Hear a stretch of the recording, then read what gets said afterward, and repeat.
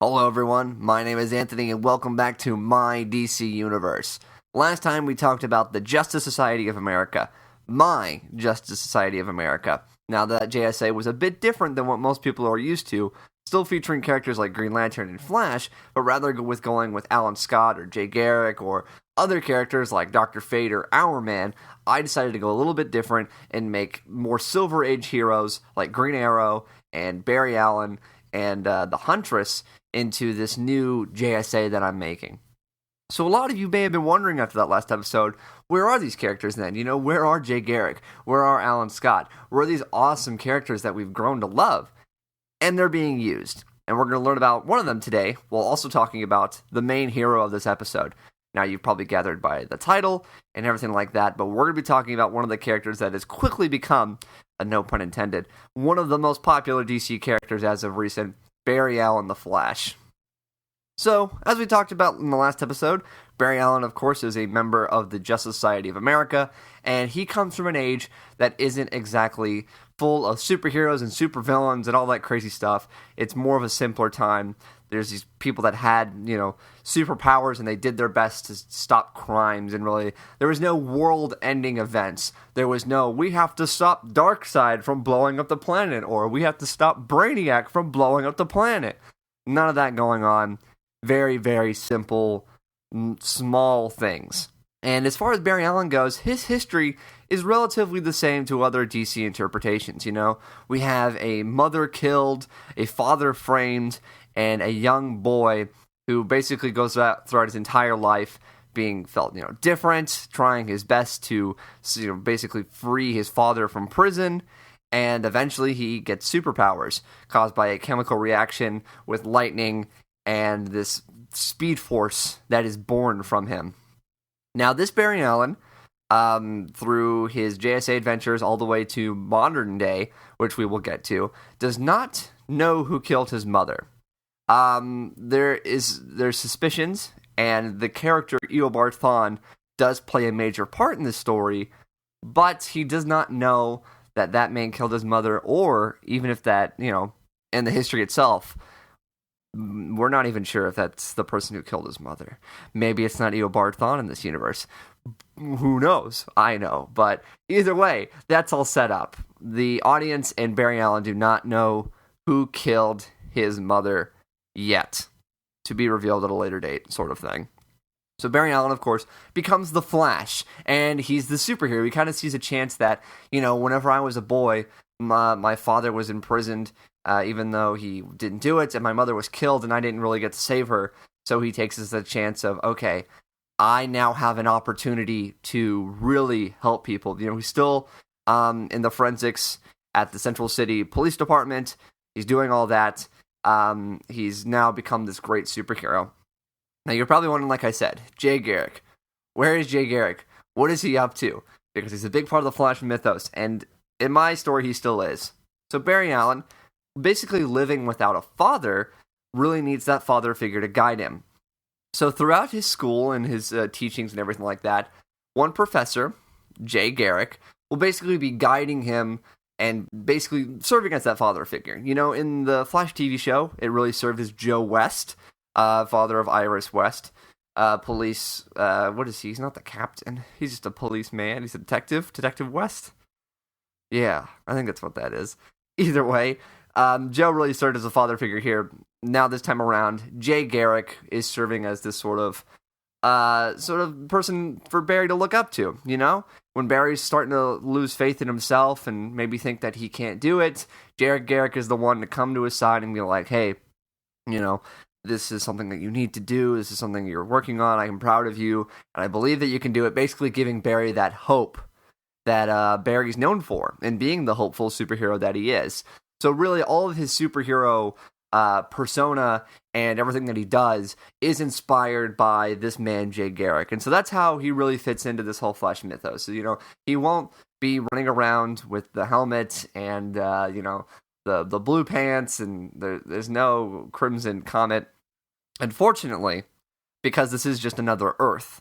No, in this particular universe, he still serves as a sort of mentor figure and sort of just starting point for Barry. The Flash is based off of Jay Garrick, in a way.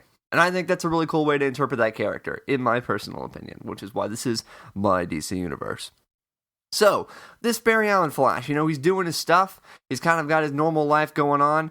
He fights just bank robbers, and there's just bank robbers that may have enhanced weaponry, such as, freeze guns, or I should say cold guns specifically, or heat guns, or sort of trickery with mirrors.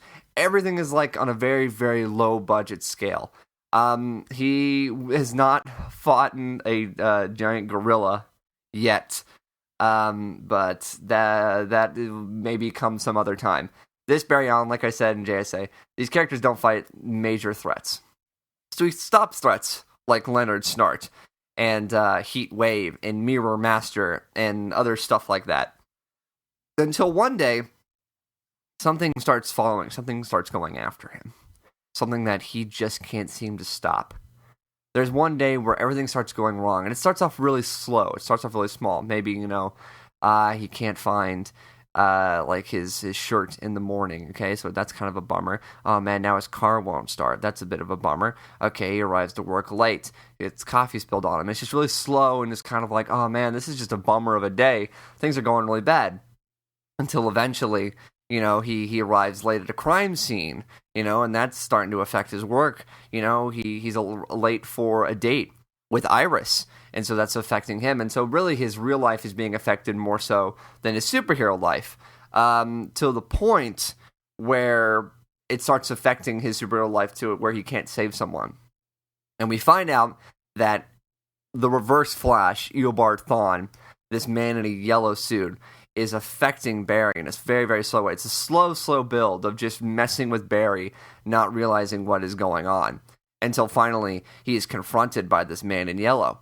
And so, of course, he starts monologuing to him, basically telling him that he comes from the distant future, and the Flash is such an icon that only he could live up to this image of who he is. So we had to come back in time and meet him. And when he came back in time, he was a bit disappointed. So in his mind, he really needs to better the Flash. This is a little bit of the sort of Reverse Flash, Professor Zoom sort of ideology. In the comics, especially with like Hunter Zolomon, Eobard Thawne, all these characters, they always feel like they're doing the right thing. They're like, I'm making things better for the superhero. I need to be a better thing for them. And so that's what he's doing. He's like, listen, Flash, you're too slow, and I'm here to make you faster. I'm here to make you better. I'm here so that you have a purpose, ideally. And so it's an all-out battle, a speed just war against these two. Every time Barry thinks that he's gotten rid of them, Reverse Flash comes right back, stronger and harder and even worse than before. To the point where after years and years and years of battling these two, the Reverse Flash finally wins. And it cripples him. Barry's leg goes out. And he's done. And Reverse Flash is disappointed. He was like, wow, this is sad. I did this so that I can make you better. And here you are. You're nothing now. You're a crippled heap of a man. And Barry is just defeated. And this is after the JSA events.